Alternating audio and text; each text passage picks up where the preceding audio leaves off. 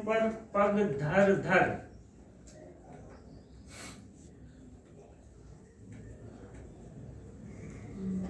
तुम विद्युत बन जाओ पाहुन, मेरे नैनों पर पग धर धर। टेस्ट करके आप यूजीसी लिख सकते हो।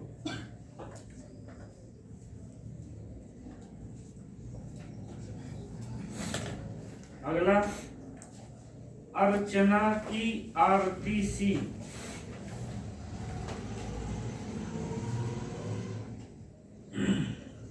अर्चना की आरती सी यह विदा बेला।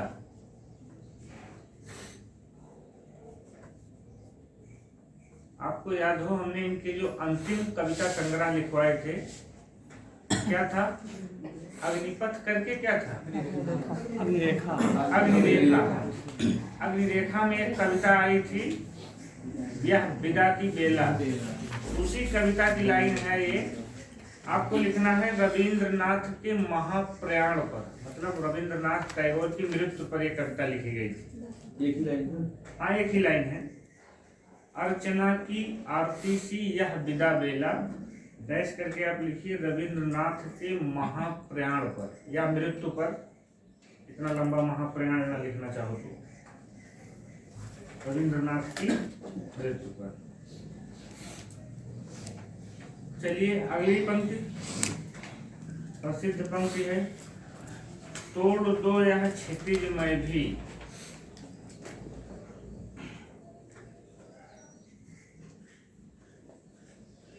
तोड़ दो यह क्षितिज में भी, देख लूं उस ओर क्या है।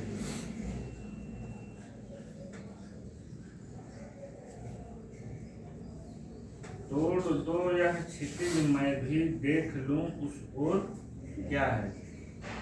अगली पंक्ति लिखना नहीं है, केवल सुन लेना है, आगे लिखना है। यही बात जब उत्तर छायावाद में जाती है तो हरिवंश राय बच्चन कहते हैं, इस पार प्रिय तुम हो मधु है, उस पार न जाने क्या होगा। देखिए छायावाद और उत्तर छायावाद में क्या अंतर है।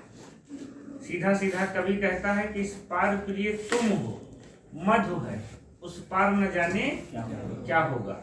और ये कहती हैं तोड़ दो क्षितिज में, देख लूं उस ओर क्या है। ये छायावाद और उत्तर छायावाद का अंतर है कि उत्तर छायावादी कवि लौकिक जीवन को महत्व देना आरंभ कर देते हैं, उनको पारलौकिकता से महत्व नहीं है। हम लिखवाएंगे वो अभिव्यक्ति की सादगी का कारण, मतलब उसमें जो कुछ कहा गया है बात, वो सहज सरल शब्दों में जीवन की अनुभूतियां जो हम जीते हैं उसको कहने का प्रयास उत्तर छायावादी कवि करते हैं। अगली, इस शिकस्ता किश्ती पर साहिल की तमन्ना कौन करे। ये नहीं मिला, जो मिला है उसको हम बोल देंगे। इसी की अगली लाइन है। नहीं, वो नई लाइन है। इस शिकस्ता किश्ती पर, शिकस्ता का मतलब होता है टूटी फूटी जर्जर। इस शिकस्ता किश्ती पर, किश्ती मतलब नाव, साहिल मतलब किनारा, साहिल की तमन्ना कौन करे। इस शिकस्ता किश्ती पर साहिल की तमन्ना कौन करे। अगली नेक्स्ट पंक्ति, एक लाइन बहुत है पकड़ने के लिए। दरअसल दो लाइन लिखना शुरू करेंगे ना तो डेढ़ दो पेज लाइनें ही हो जाएंगी, तो कई बार हमको उसे काट छांट करनी पड़ती है। अगली, यह मंदिर का दीप इसे नीरव जलने दो।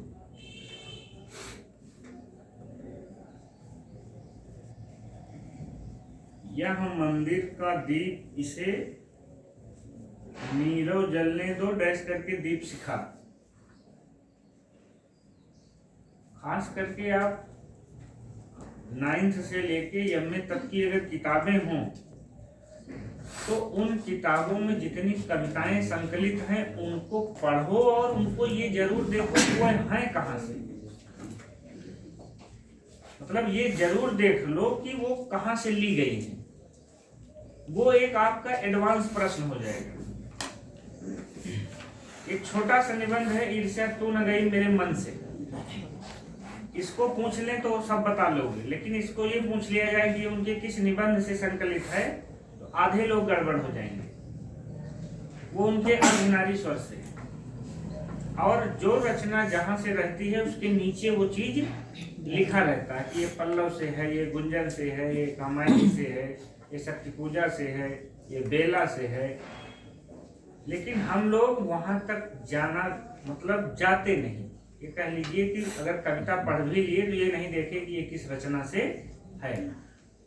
तो आपको अगर एक एडवांस तैयारी और आगे की करनी है, आपने देखा होगा ना कि जो नूर मोहम्मद वाली लाइन है, हिंदू मत पे पाँव न रखो, तो हम लोग जब लाइन रखते थे उसने अगली बार रख दिया किस रचना से है। आधे लोगों गलत हुई होगी। अनुराग बांसुरी नूर मोहम्मद में वो इंद्रावती, क्योंकि हम लोग लाइन तो रट लिए, ये रटे नहीं कि वो अनुराग बांसुरी से थी कि उससे थी, इंद्रावती से थी। तो इसलिए आप जब ऐसी चीजों को पढ़िए, और खास करके सिलेबस, क्योंकि आप ये समझ लीजिए कोई भी प्रोफेसर बनाएगा तो जो पढ़ाएगा वही बनाएगा। ऐसा नहीं है 100 में 10 प्रोफेसर ऐसे होंगे कि जो किताब खोल के बनाते होंगे। बाकी का अनुभव यही है कि अपने शिष्यों से, मित्रों से, 4 गाइडों से उठा के बना देते हैं। कल ही हमारी बात हो रही थी एक लोगों से, लखनऊ के हैं, तो वो बताए कि हमारे सर ने हमसे मांगा कि 4-6 कंपटीशन की पुस्तकें दे दो, कहीं पेपर बनाना था, तो अपना इधर उधर मिला के ले जाओ। चलिए आगे। मुस्काता संकेत भरा नभ,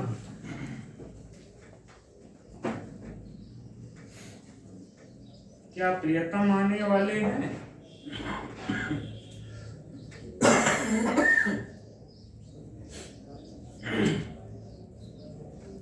मुस्काता संकेत भरा नभ,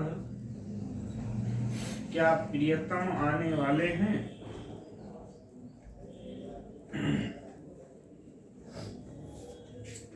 अगली लाइन अलग अलग है सब। अमरता है जीवन का ह्रास,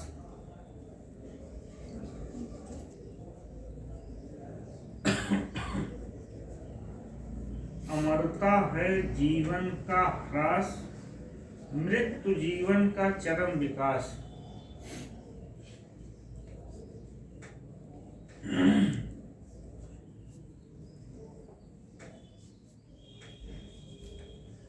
अमरता है जीवन का ह्रास, मृत्यु जीवन का चरम विकास। ये सीधे कामायनी से जुड़ जाती है। ये जो लाइन, यह मंदिर का दीप, यह मंदिर का दीप अकेला है कि यह मंदिर का दीप, इसे नीरव जलने दो। देखिए कई बार होता क्या, हाँ कि कई बार कविता की ऊपर की पंक्तियां हो सकती हैं, कई बार उसके नीचे की हो सकती हैं। लेकिन एक और भी है ना, यह मंदिर का दीप अकेला, वो कविता का शीर्षक है जो आप कह रहे हैं। वैसे ब्रजेश भाई ने महादेवी पे शोध किया है, तो लगभग सारी बुकें उनके पास हैं, हमने खुद खरीदवाई थी। ऐसी कोई समस्या होगी तो उलट पलट लेंगे। ठीक, आगे। कनक से दिन मोती सी रात, ये बहुत फंसाने वाली लाइन है, इसे ध्यान से लिखिए। कनक से दिन मोती सी रात, सुनहली सांझ,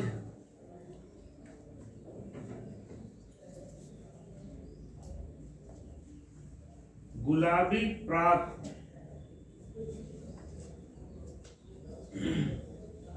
कनक से दिन मोती सी रात, सुनहली सांझ, गुलाबी प्रात। एक लाइन इसी की दूसरी। मिटाता रंगता बारंबार,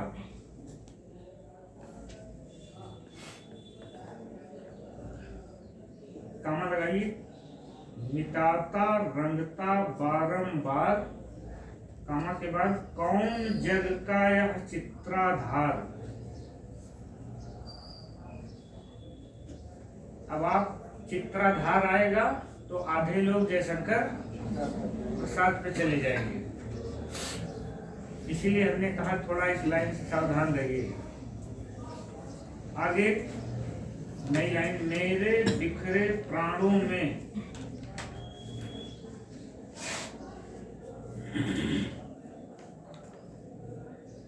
सारी करुणा लुढ़का दो।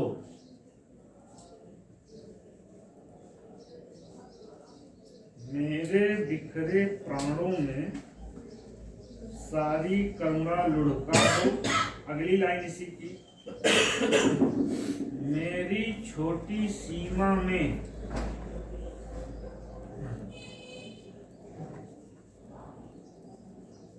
अपना अस्तित्व मिटा दो। मेरी छोटी सीमा में अपना अस्तित्व मिटा दो। नेक्स्ट लाइन जो इनकी एक तरह से प्रतिनिधि लाइन, जैसे मीरा की प्रतिनिधि लाइन है, कौन सी? अश्वंजल सींच सींच प्रेम गोई गोयो, वैसे इनकी भी है, मैं नीर भरी। लिखिए,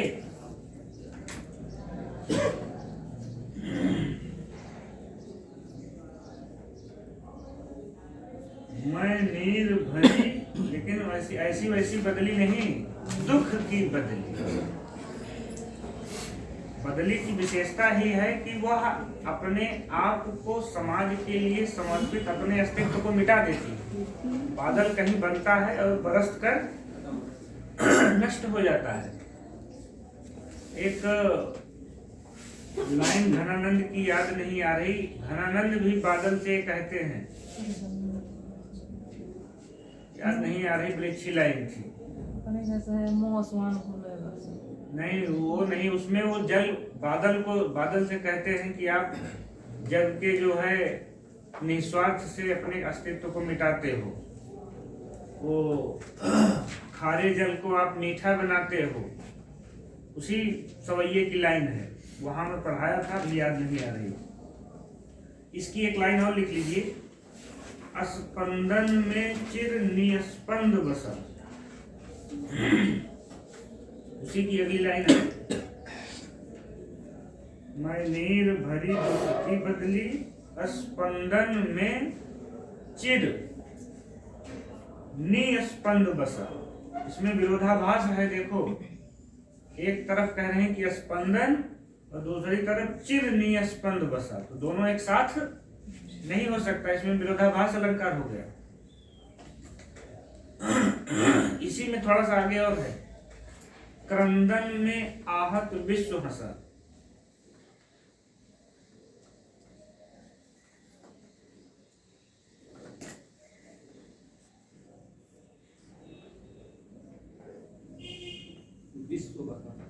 क्रंदन में आहत विश्व हंसा, उसी में है क्या? हाँ इसी में।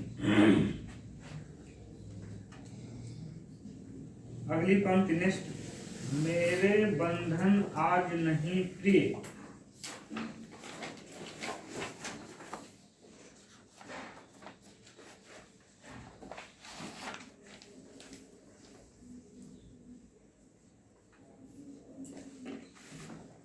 मेरे बंधन आज नहीं प्रिय,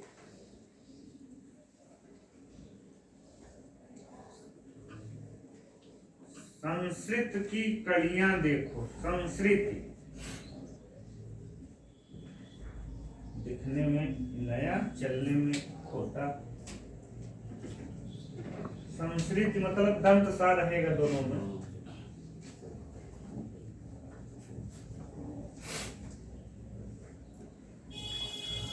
संस्कृत की कड़ियां देखो। उसी की अगली पंक्ति है, मेरे गीले पलक छुओ मत।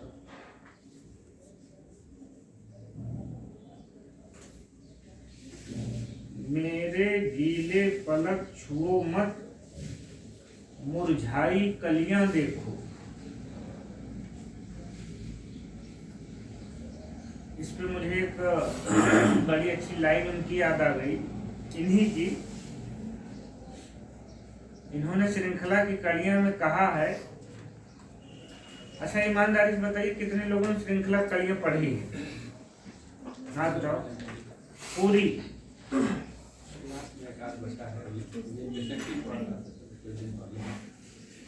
यही चीज है कि आप कितना कम पढ़ते हैं। उन्होंने कहा है, और देखिए कितनी सत्य बात कही। उन्होंने कहा है कि विवाह के समय जो बालिका फूल के जैसी खिली रहती है, 10 साल बाद उसकी स्थिति देखो तो हाड़ मांस की पिंजर लगती है।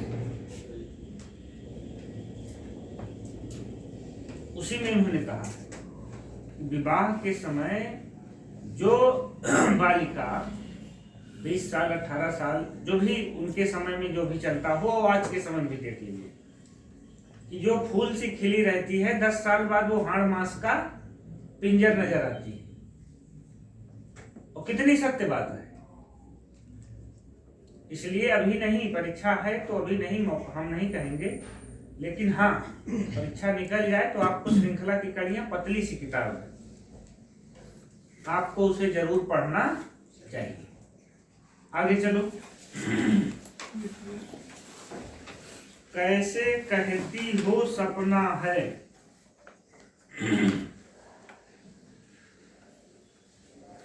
कैसे कहती हो सपना है, अली उस मूक मिलन की बात।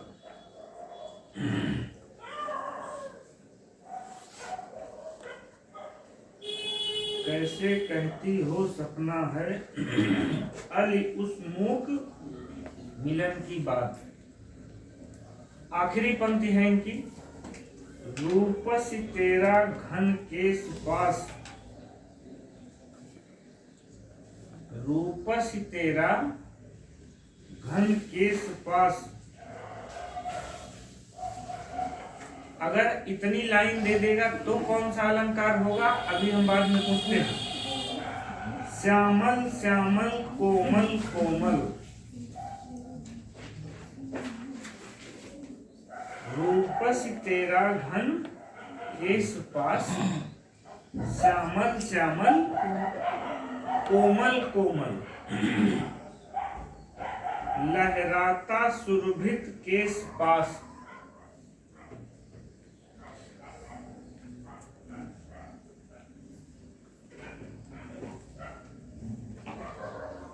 अरविंद, पास का मतलब क्या होता है? अरविंद, पास का मतलब बैठे बैठे बताइए।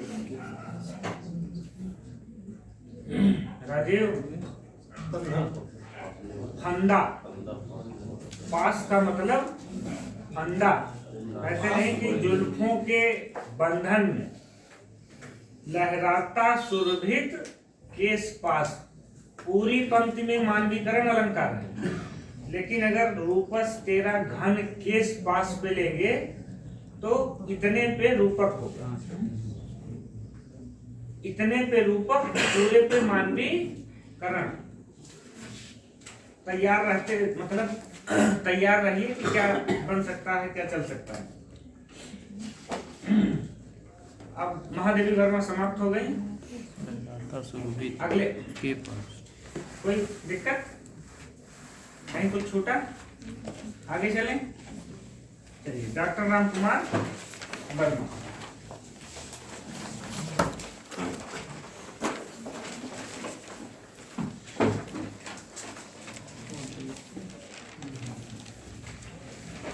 अब हम लोग बहुत तेजी से चलेंगे। जो बड़े बड़े कवि थे वो खत्म हुए, अब तेजी से चलेंगे हम लोग। 1905 सागर मध्य प्रदेश, मृत्यु 1990।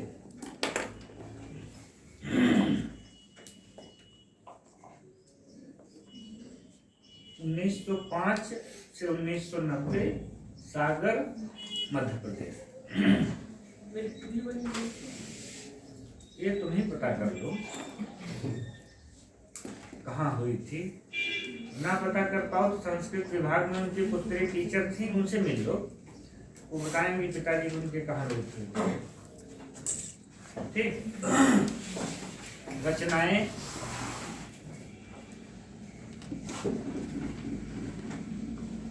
शुरू करते हैं। अंजल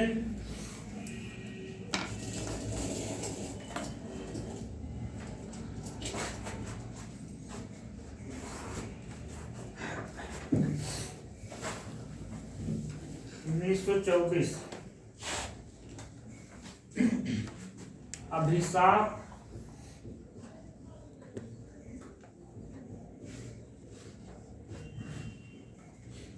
(1930), रूपरास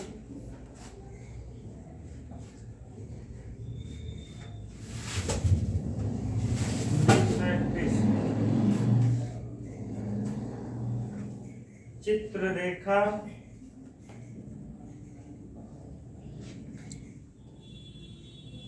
(1935). इसके आगे लिखिए जायसी की भी है। इस पे तीन पॉइंट आपको लिखना है चित्ररेखा पर, कि चित्ररेखा जायसी ने भी लिखी है, उनकी भी कविता है। ठीक, चित्रलेखा भी लिख लीजिए बगल। जब रेखा लिख रहे हो तो लेखा भी कर लो। भगवती चरण वर्मा की उपन्यास। और एक पॉइंट और लिखो कि इस पर इनको देव पुरस्कार मिला था, चित्ररेखा पर। हाँ, क्योंकि जब तक 3 पॉइंट हो गए, चित्ररेखा नाम से जायसी ने भी लिखा है, चित्रलेखा भगवती चरण वर्मा का है, और तीसरा पॉइंट, इस पर इनको देव पुरस्कार मिला था। उस समय देव पुरस्कार पे 2000 रुपये मिलते थे। देव पुरस्कार पे कई रचनाएं हैं, जैसे रामचंद्र जोशी का क्या था, रामचंद्रोदय। तो अभी तक ऐसी रचनाएं ऊंची तो कम गई हैं, लेकिन जैसे हम लोग ये सोचें कि साहित्य अकादमी के पहले सबसे महत्वपूर्ण पुरस्कार कौन से थे, तो उनमें 3 ही नाम निकल के आते हैं। नंबर 1 पे मंगला प्रसाद पारितोषिक, ठीक, उसके बाद ये देव पुरस्कार, और एक कोई और है, याद नहीं आ रहा है।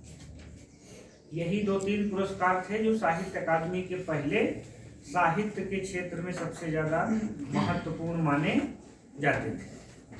अगली रचना चंद्र किरण 1937।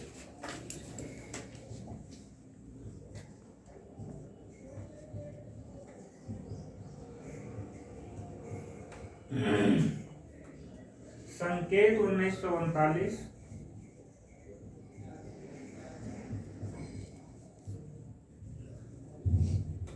अगली जौहर 1940।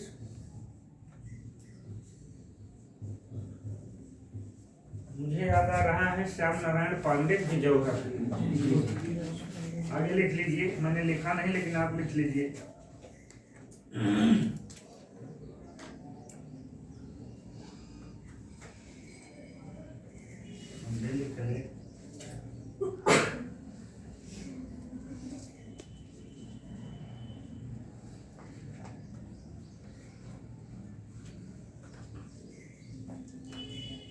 अगली एकलव्य,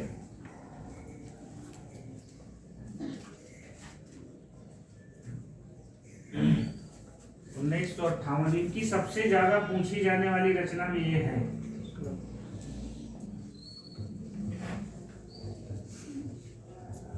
एकलव्य के आगे लिखिए 14 सर्गों का प्रबंध काव्य है।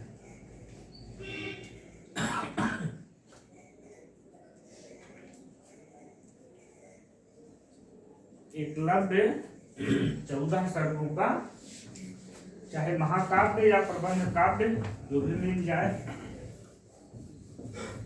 एक औसत मान लिया जाता है। लगभग अगर खंड काव्य होगा तो उसमें औसतन 7-8 के नीचे या 7-8 तक ही सर्ग होंगे। जैसे रश्मिरथी देखिए, खंड काव्य है, 7 सर्ग हैं, ठीक।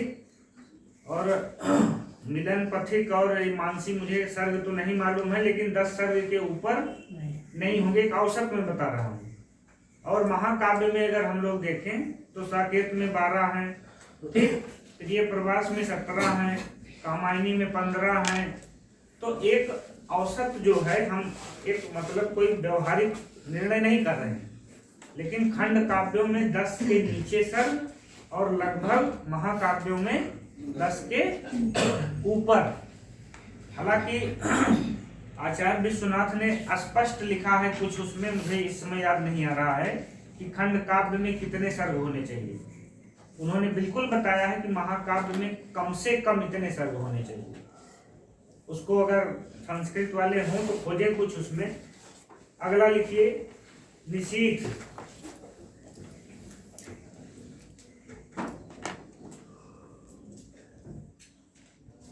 आगे की डेट नहीं मिल रही है। आकाश गंगा, ये भी टीजीटी में पूछी गई है।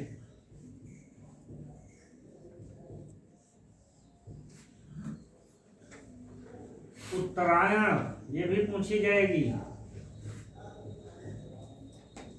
इसके आगे लिखो राम कथा पर आधारित है।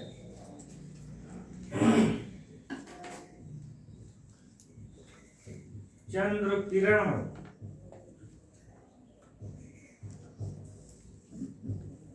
इसके आगे लिखिए वेदना के गीत हैं चंद्र किरण में, ऊपर लिखे हैं। अच्छा सही कह रहे हैं, ऊपर लिखा गया है, तो वहीं आप वहीं लिख दीजिए वेदना के गीत। डबल हो गया हमारे। चित्तौड़ की चिता,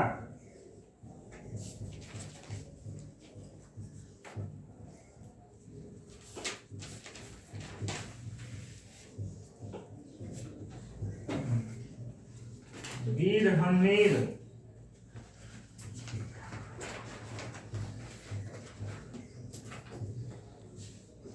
और आखिरी है चितवन।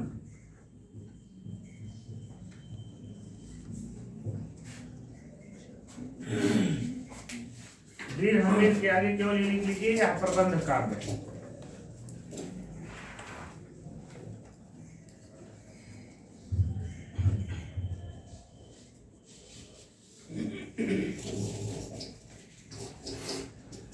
इसमें से एकलव्य, आकाश गंगा, उत्तरायण, निशीथ, लगभग ये 3-4 रचनाएं पूछी जा चुकी हैं।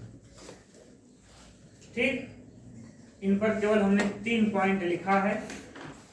बाकी तो वैसे आप पढ़े लिखे हैं तो इतना जान ही रहे हैं कि इनका जितना योगदान एकांकी के क्षेत्र में है, नाटकों के क्षेत्र में जितना ये सफल हुए, इसे लिखना और सफल होना 2 अलग अलग बात है। भारतेंद्र युग के कवियों ने सबसे ज्यादा लिखा नाटक, लेकिन सबसे ज्यादा सफलता मिली निबंध लेखन।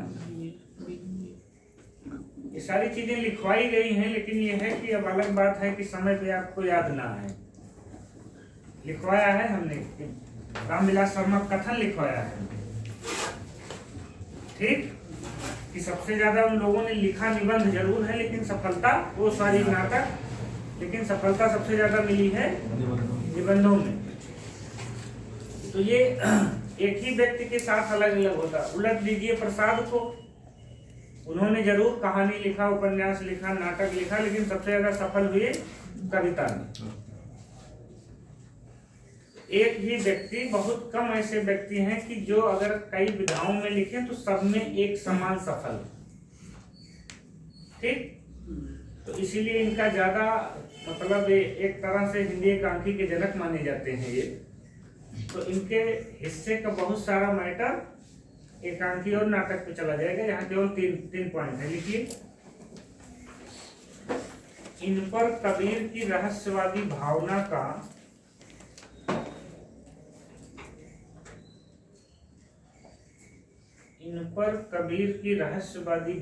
का प्रबल प्रभाव था।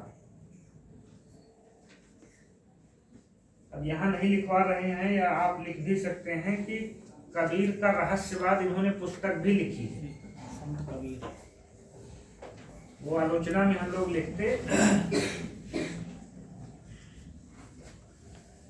अगला पॉइंट, इन पर कबीर की रहस्य भावना का प्रबल प्रभाव था। पहला पॉइंट हो गया। दूसरा, वर्मा जी कुमार उपनाम से भी लिखते थे।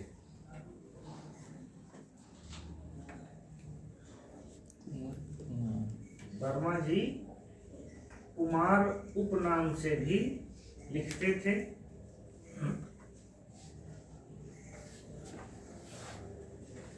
अगला पॉइंट, डॉक्टर राम कुमार वर्मा मूलतः एकांकीकार हैं। उसके बाद कवि,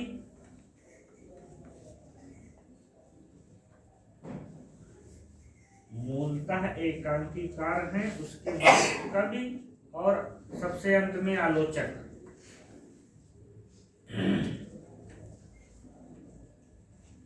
अब अगर हम लोग संस्कृत की तरह लिखना चाहें तो ये भी लिख दें भाई कि ये लघुत्रयी के एक, फिलहाल आप लघुत्रयी और बृहत्त्रयी याद होगा, उसको अलग से लिखने की जरूरत नहीं है। हम लोगों को संस्कृत में ही लिखना पड़ता है कि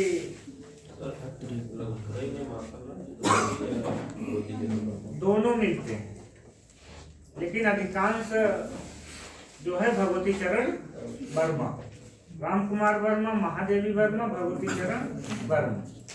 लेकिन एकाध किताबों में भगवती वो मक्खनलाल चतुर्वेदी, लेकिन वही है कि कम मिले हैं, लेकिन जो ज्यादा मिले हैं वो यही तीनों लोग मिले। राम कुमार वर्मा समाप्त।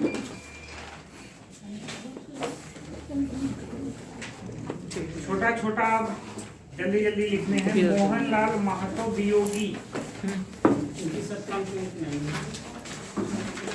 पंक्ति नहीं लिखी। राम कुमार वर्मा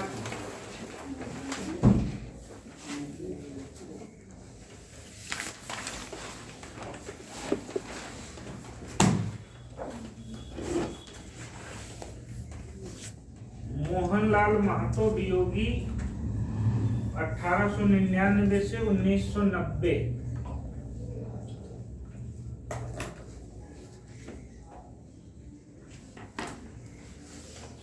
चार रचनाएं हैं जिसमें एक पूछी जाने की संभावना है। चारों लिखते हैं। निर्माल्य,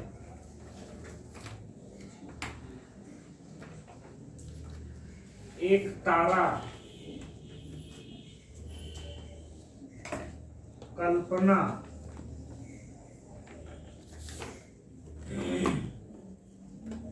आर्यावर्त। इसी के आगे लिखिए, यही सबसे मेन है इनकी। यह पृथ्वीराज चौहान,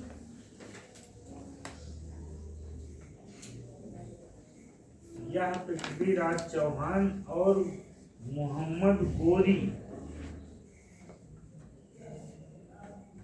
के युद्ध की घटना पर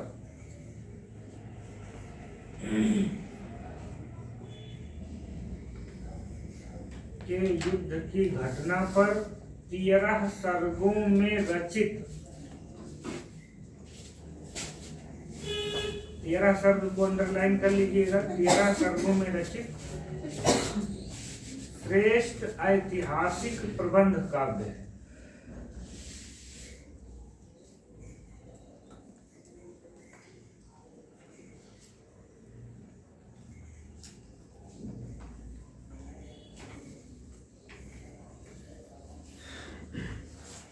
इनसे यही एक इम्पोर्टेंट है, और दोनों नजरिए से ये किस घटना पे है, ठीक, और कितने स्तर।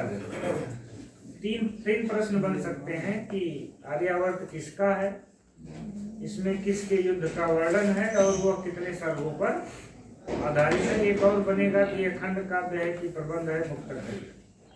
केदारनाथ मिश्र प्रभात। अगले इनसे एक प्रश्न भी आपको मिल जाएगा जो हमने पूछा था और आप खोज रहे थे, अभी तक मिला नहीं आप लोगों को। केदारनाथ मिश्र प्रभात दरअसल मैं एक आध दो नोट्स और देख रहा था। तो जैसे मैं दिनकर को लिख रहा था कल, तो मैं देख रहा हूँ जो चीज नहीं जरूरी है,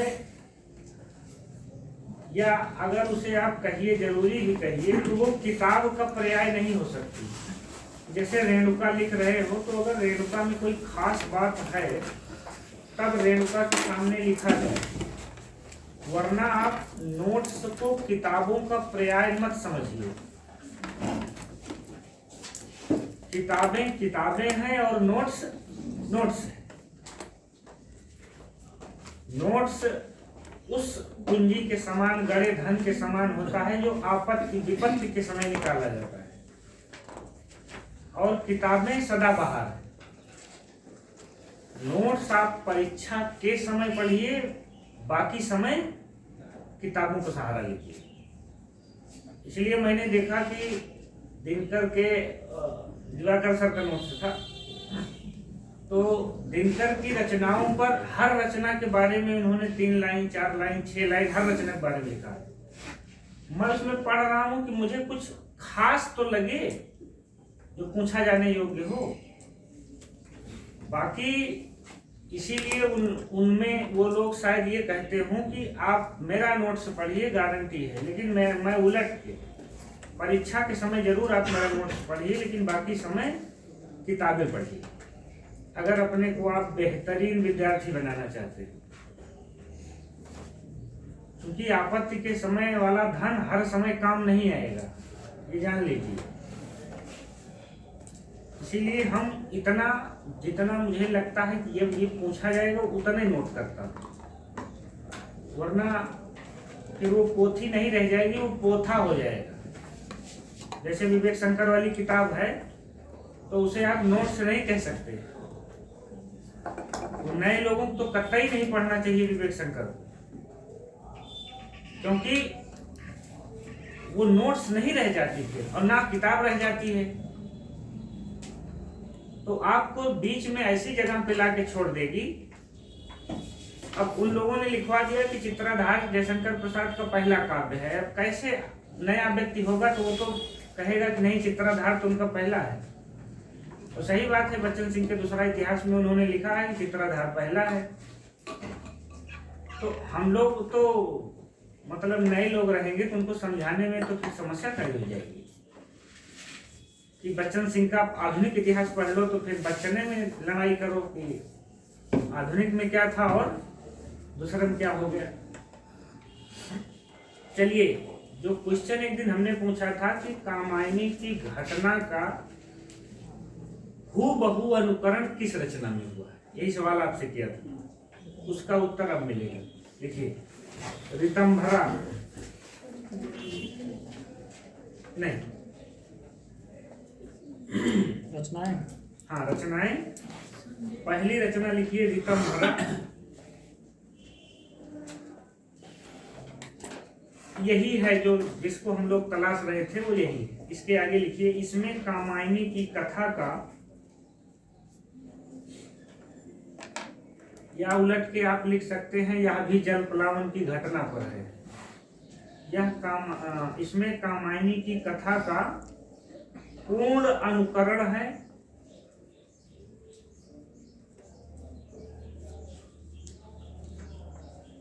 और यह भी 15 सर्गों में है।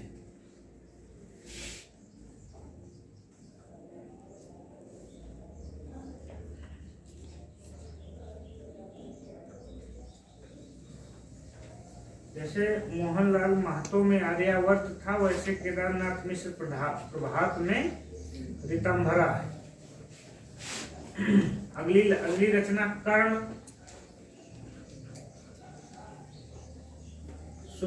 फिर अगली कर्ण के आगे लिखिए खंड काव्य। अगली 4 रचनाएं इनकी खंड काव्य है।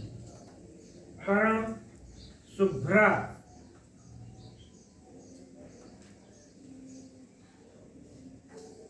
काल दहन,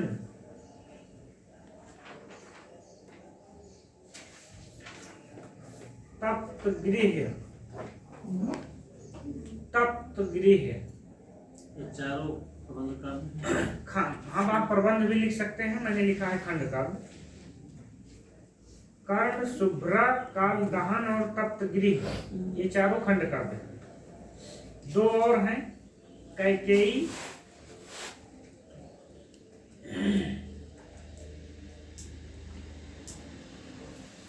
बैठो मेरे पास,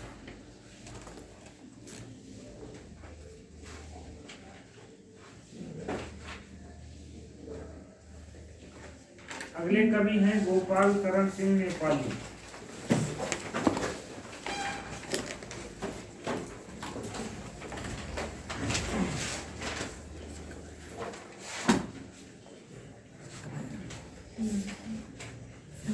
गोपाल शरण सिंह नेपाली।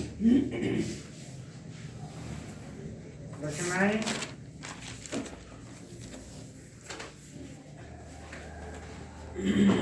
इधर से वैसे अगर आप जितना भी पेपर सॉल्व किए हैं, मुझे नहीं याद है कि आर्यावर्त और ऋतांबरा को छोड़ दीजिए तो जितने लोगों को आप पढ़ रहे हैं शायद किसी की एकाध रचना कभी पूछी गई।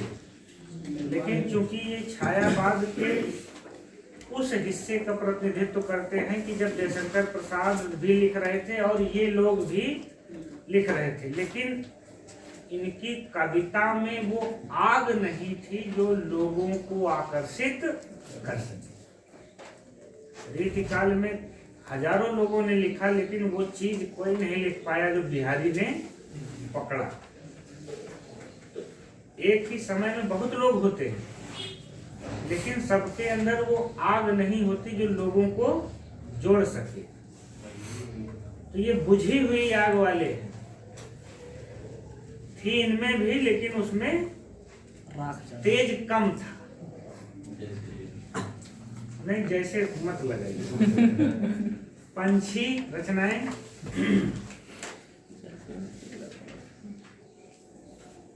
रागिनी,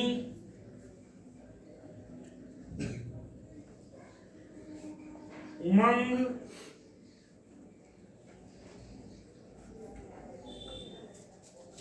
नवीन,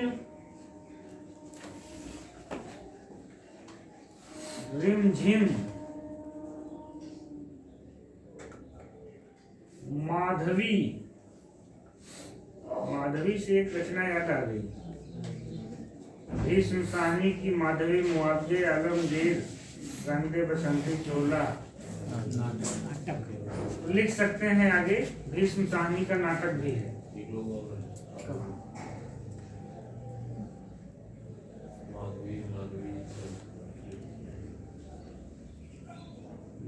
संचयिता कालपी आरसी प्रसाद सिंह है, लेकिन उसमें माधवी नहीं है। चलिए खोजो।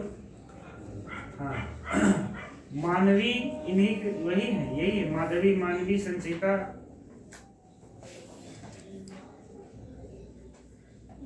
मानवी, अगला है संचिता,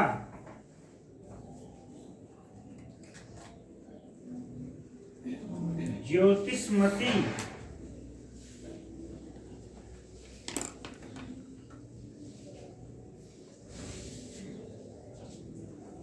कादाम्बिनी, अंतिम खत्म। कादाम्बिनी, इनसे एक पंक्ति हमने नोट की है, लिख लीजिए उसे, अच्छी पंक्ति है। पृथ्वी पर ही मेरे पद हों। एक समय ऐसा था कि पंत से ज्यादा महत्व इनको मिलता था, नेपाली को, लेकिन समय की बात है, पंत पंत हो गए और नेपाली पीछे चले गए। पृथ्वी पर ही मेरे पद हों, पैर दूर सदा आकाश रहे।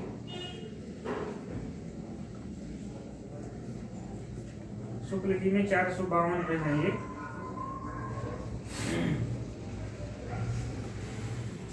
अगले लेखक हैं आरसी प्रसाद सिंह।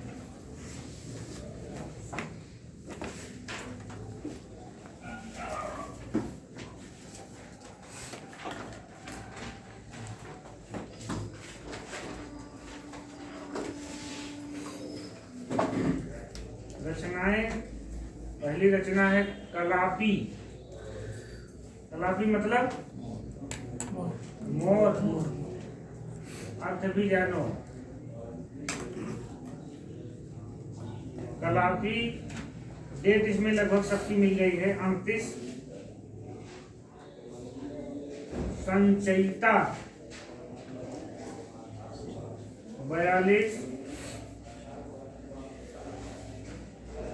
जीवन और यौवन 44।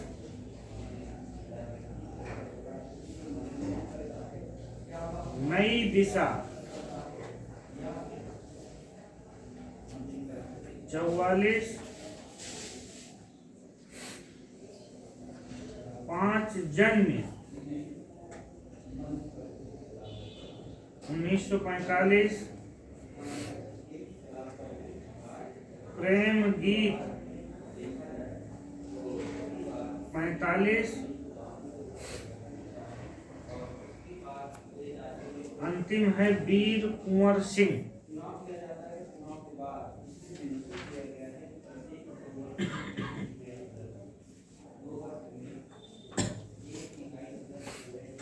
अगले कवि हैं जानकी वल्लभ शास्त्री।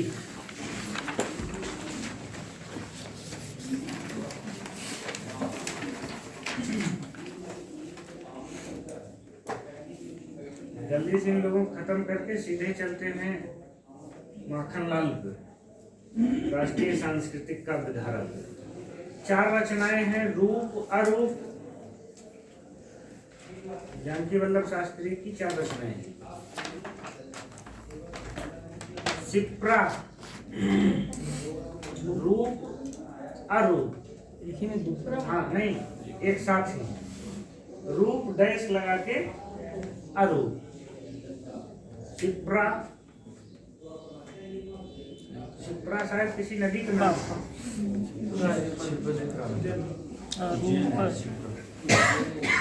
मेघ गीत,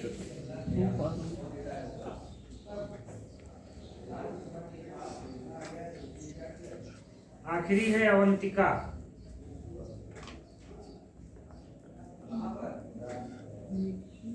रूप अरूप, शिप्रा, मेघ गीत, अवंतिका। अगले लेखक जनार्दन प्रसाद झा। द्विज।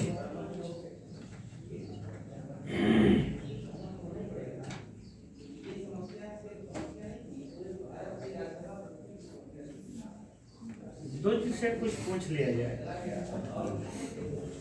मैं बताऊं, द्विज के 3 अर्थ बताओ। और याद रखो तीनों। द्विज माने ब्राह्मण भी होता है, द्विज माने पक्षी भी होता है, द्विज माने दांत भी होता है। दांत, तीनों अर्थ हैं द्विज के। जनार्दन प्रसाद झा द्विज। 2 रचनाएं हैं अनुभूत, अंतर्ध्वनि।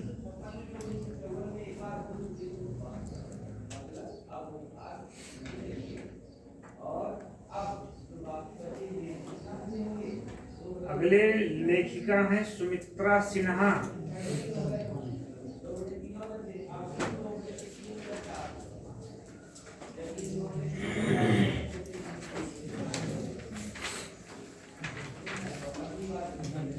विहाग पंथिनी 2 ही रचनाएं हैं सुमित्रा सिन्हा। विहाग पंथिनी। अगले और लास्ट है इस सीरियल नंबर की विद्यावती कोकिल।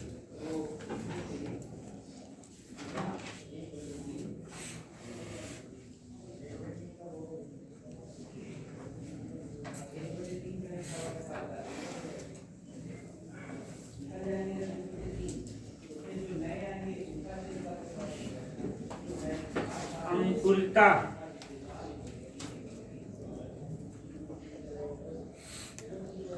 अंकुरिता, सुहागिन, माँ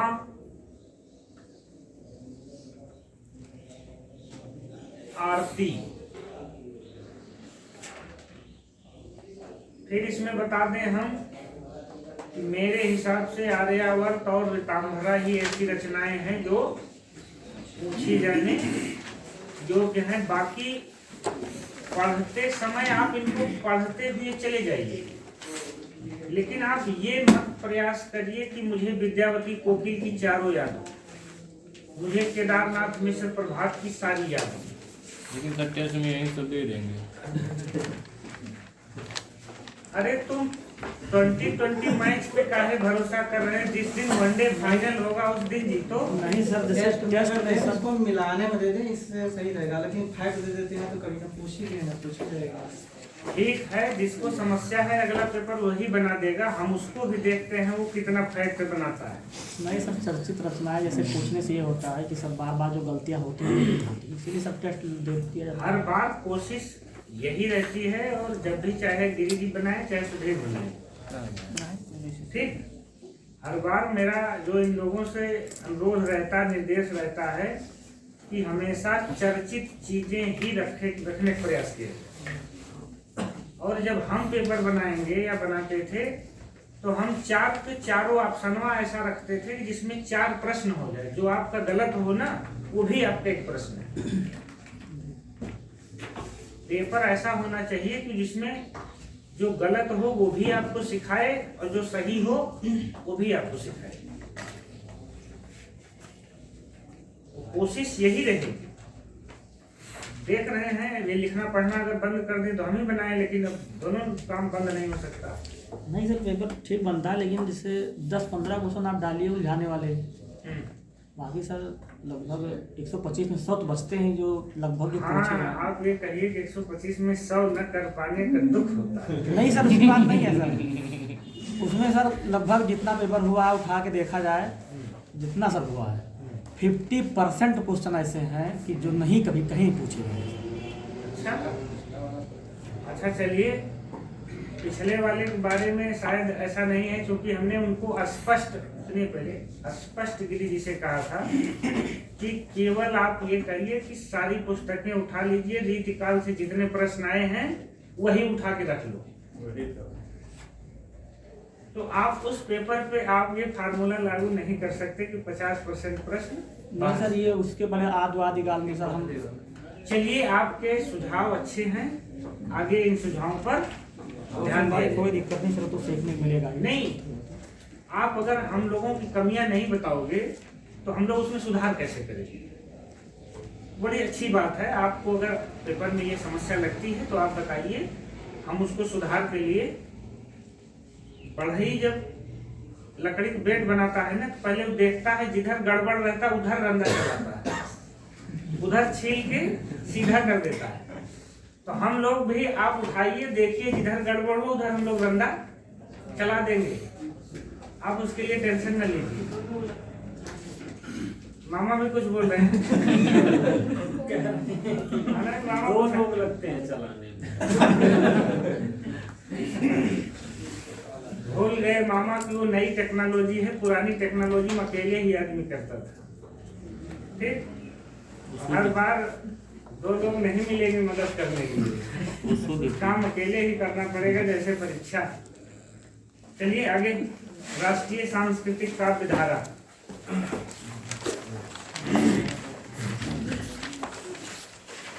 राष्ट्रीय सांस्कृतिक काव्य धारा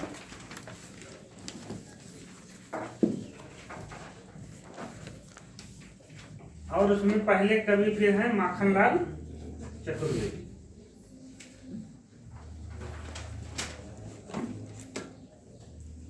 जन्म 1889, मृत्यु 1959। बोबोई ग्राम, होशंगाबाद, मध्य प्रदेश।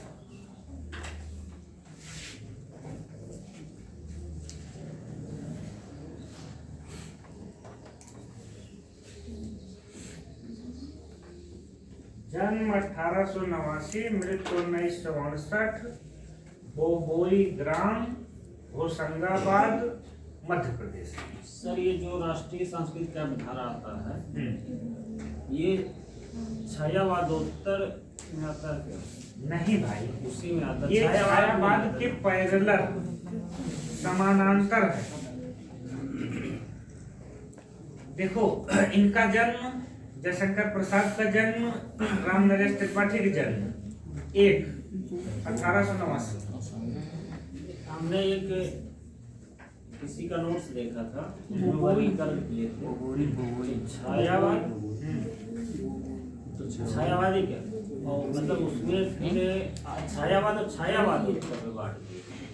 देखिए, और छायावादोत्तर में राष्ट्रीय सांस्कृतिक काव्य धारा, उनके बांटने से कुछ नहीं होगा। नाम है, आप ऐसा समझिए, स्वच्छंदता।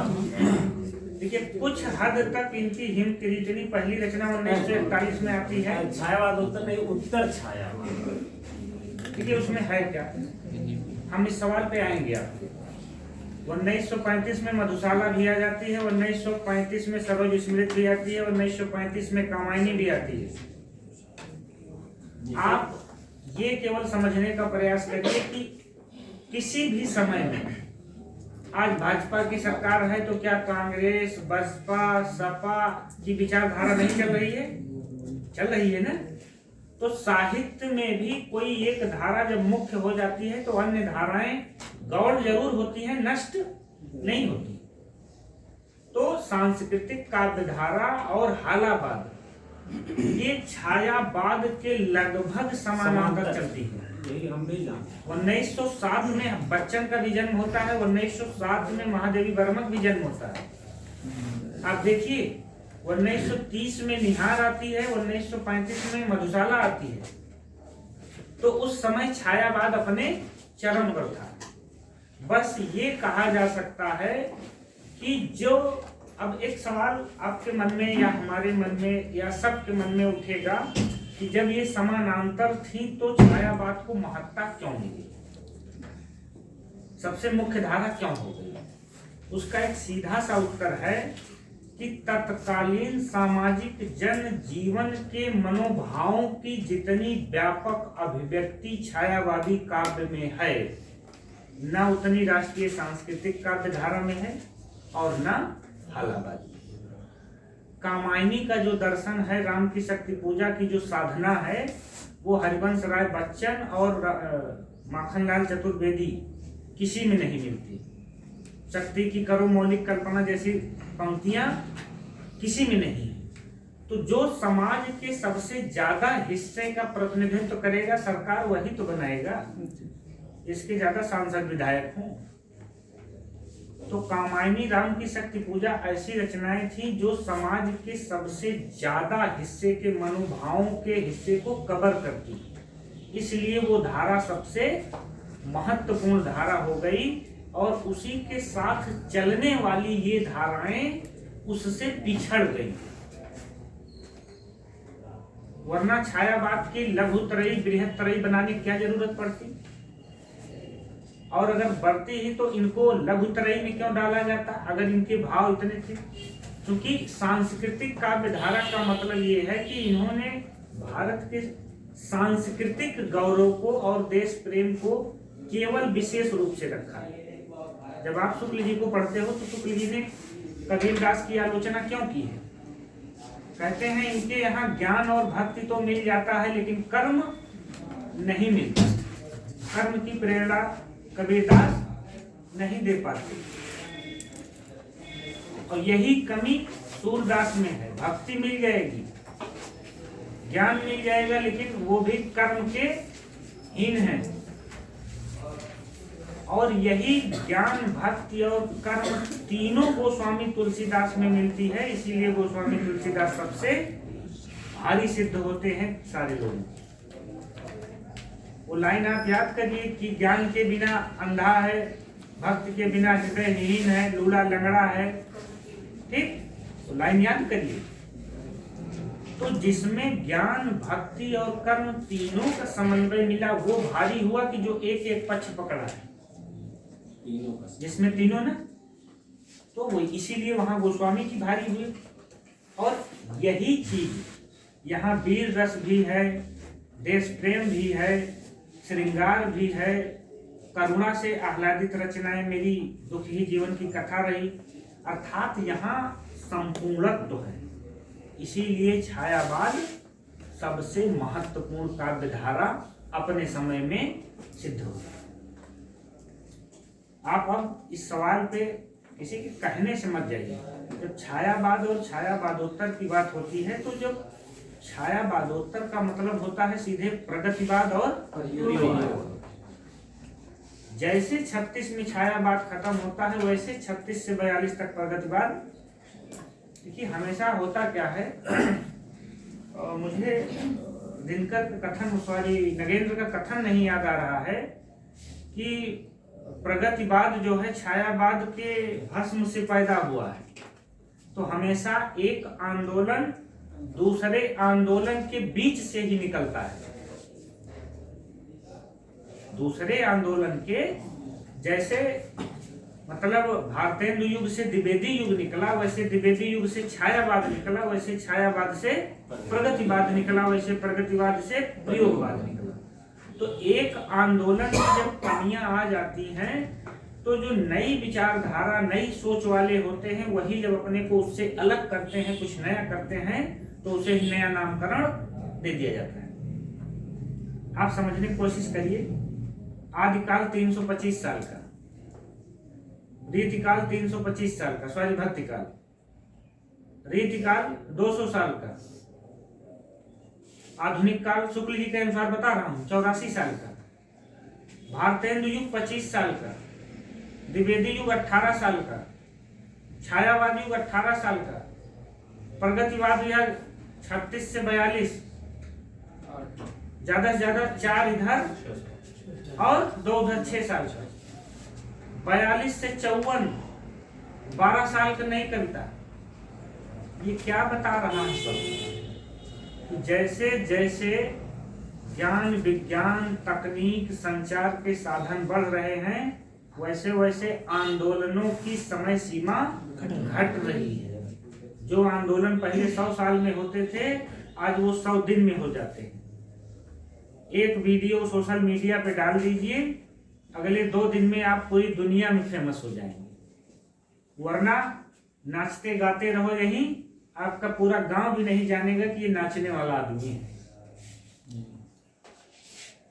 तो सामाजिक सांस्कृतिक जो बदलाव हैं उनको तीव्र बनाने के जो साधन हैं उस पर भी तो निर्भर करता है कि कौन आंदोलन कितने दिन चलेगा। एक अकेला आदमी कार्ल मार्क्स ने पूरी दुनिया को बदल के 2 ध्रुवों में बांट दिया, पूंजीवादी साम्यवादी। आप कहते हैं लेखक क्या कर सकता है? मार्क्स से सीखिए लेखक क्या कर सकता है। उसने पूरी दुनिया बांट दी, मार्क्सवाद और पूंजीवाद, दास कैपिटल से।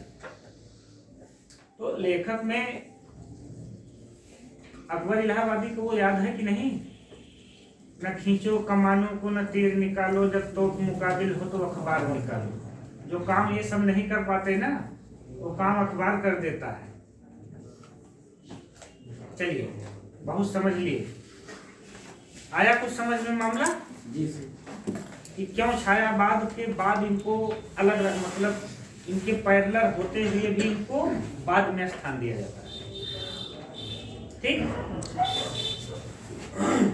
थोड़ा सा नगेंद्र वाले इतिहास में बढ़िया से दिया हुआ है ये। मैंने नगेंद्र को पढ़े तो वैसे मुझे लग रहा है 6-7 साल से ज़्यादा हो गया। मैं नगेंद्र को पढ़ता ही नहीं, पढ़ के 1-2 बार नोट कर लिया। उसके बाद जितनी बार पढ़ना होता है शुक्ल जी को, चतुर्वेदी जी को, सरल इतिहास, बच्चन सिंह को, इन किताबों पढ़ता हूँ। तो आप अगर नगेंद्र को फिलहाल अभी नगेंद्र पढ़ने का समय नहीं है, अभी जो दिव्यास्त्र चलाने की जरूरत है उन अस्त्रों को प्रयोग करिए। छोटे मोटे अस्त्र से महाभारत युद्ध नहीं जीता जा सकता। चलिए हाँ लिख लीजिए, उपनाम एक भारतीय आत्मा। उपनाम छूट गया था। और लिखना चाहें तो ये भी लिख लीजिए 1889 से 1937 जयशंकर प्रसाद और 1889 से 1962 राम नरेश त्रिपाठी। ये स्वैच्छिक है, आप लिखना चाहें तो लिख सकते हैं, क्योंकि उससे क्या होता है, आपको मदद मिलेगी कि एक कवि छायावादी है, एक सांस्कृतिक का विधारा का है और एक द्विवेदी युग का है। तो कहीं ना कहीं ये वैचारिक मतभेद या वैचारिक रूप से ही बटे हुए हैं। काव्य कृतियां हिमकिरीटिनी 1941,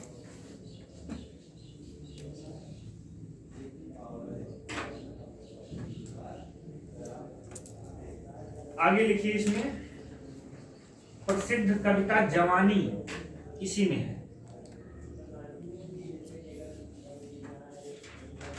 प्रसिद्ध कविता जवानी इसी में है।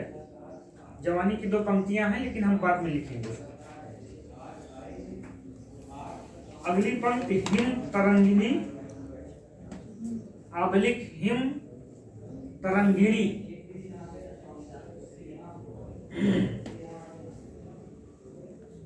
Him Tarangini, आबलिक him Tarangini.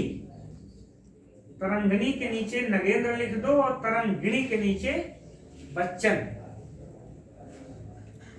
नगेंद्र में पुरानी वाले में 538 पे है और इसमें दूसरा इतिहास में 401 पे है। तो आप कंफ्यूज नहीं होना है, तरंगिणी भी आ जाए तो और तरंगिणी आ जाए तो। डैश करके 1948।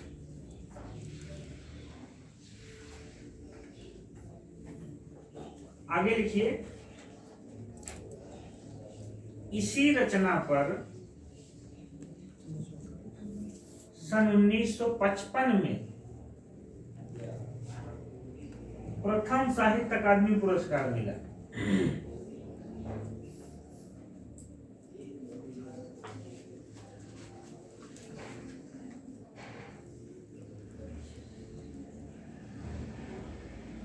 प्रश्न केवल बनाने वाला होना चाहिए, केवल ये पूछ ले कि प्रथम साहित्य अकादमी पुरस्कार किस विधा पे मिला। कुछ करने की जरूरत नहीं है।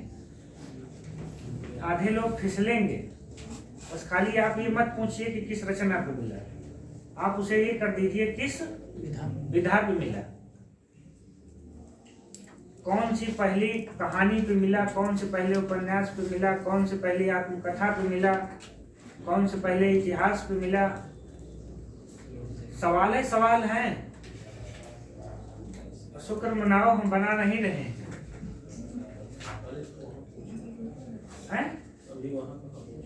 नहीं, हमें बात कह रहे हैं कि सोचने का तरीका है, केवल तरीके हैं। मतलब आप खुद सोचिए कि अगर यही पूछ लिया जाए कि पहला साहित्य अकादमी पुरस्कार किस विधा पे मिला, आधे लोग गड़बड़ा जाएंगे। विधा जहां आप पूछे, पहला उपन्यास पूछ लीजिए, पहली महिला पूछ लीजिए, पहली जीवनी पूछ लीजिए, यही पूछ लीजिए किस साल नहीं मिला। 62 नहीं, वो शायद 63 था। वो एक साल वही गैप हुआ है, भारत चीन युद्ध वाला। अच्छा, 63 में तब वही उन पे है, अमृत राय को मिला है कलम का सिपाही पे। अगला लिखिए युग चरण।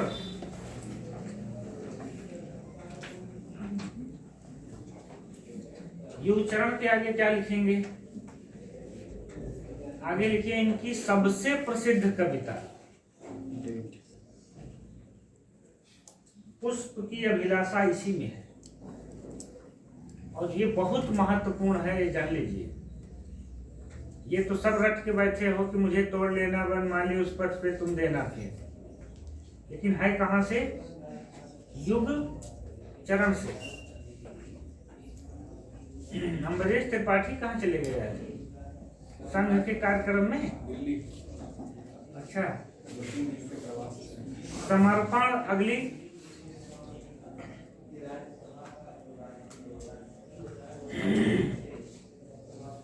माता वेणु लो गूंजे धरा।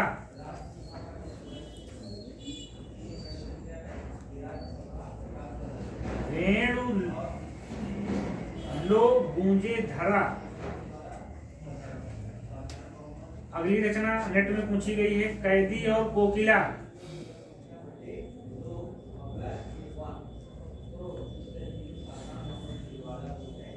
कैदी और कोकिला डैश करके इसके आगे लिखिए, यह प्रख्यात कृति 1930 में जेल में लिखी गई थी।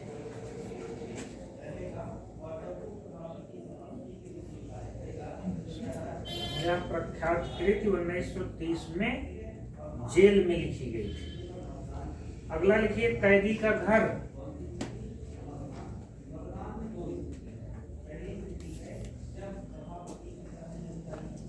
मरण ज्वार।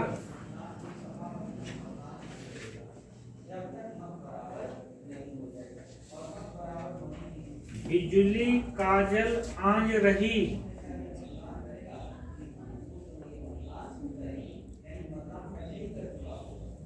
बिजुली काजल आंज रही। आंज आंज चंद्रबिंदी लगाइए। दूसरा इतिहास से ये सब नोट है, देख लीजिएगा आप। हम भी सही बात नहीं, हमको समझ ही नहीं मिलता। हम जितना चाहते हैं, हमारे बस में होता तो हम 24 को 28 घंटा बढ़ा लेते, लेकिन क्या करें। वनवासी।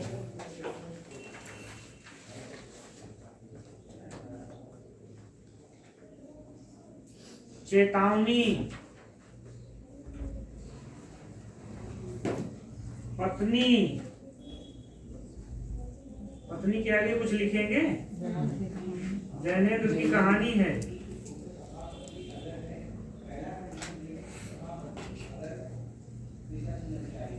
अंतिम लिखिए, धूम्रवलय।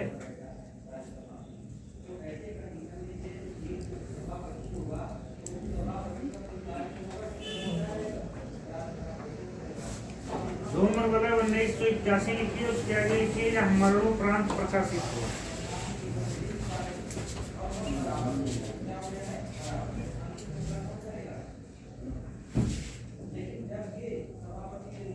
इसमें ऊपर से 3, फिर कैदी और कोकिला और इधर धूम्रवलय। ये इतनी ज्यादा महत्वपूर्ण है।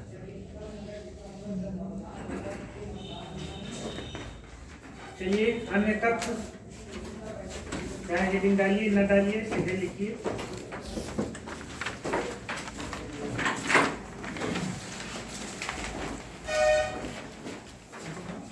माखनलाल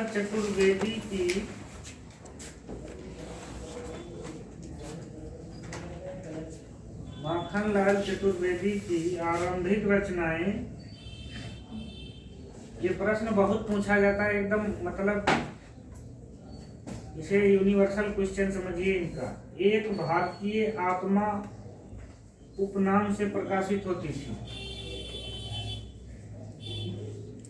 माखनलाल चतुर्वेदी की आरंभिक रचनाएं एक भारतीय आत्मा, अंडरलाइन कर लीजिएगा, उपनाम से प्रकाशित होती थी। अगला, इनकी खड़ी बोली की प्रथम रचना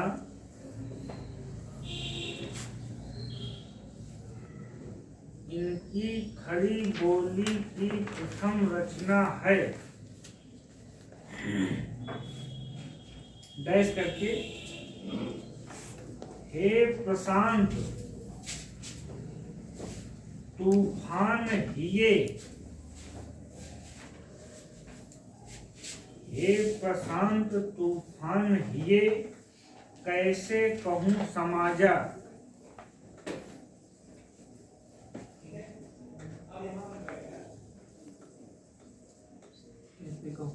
कैसे कहूँ समाजा, अलग अलग करिए।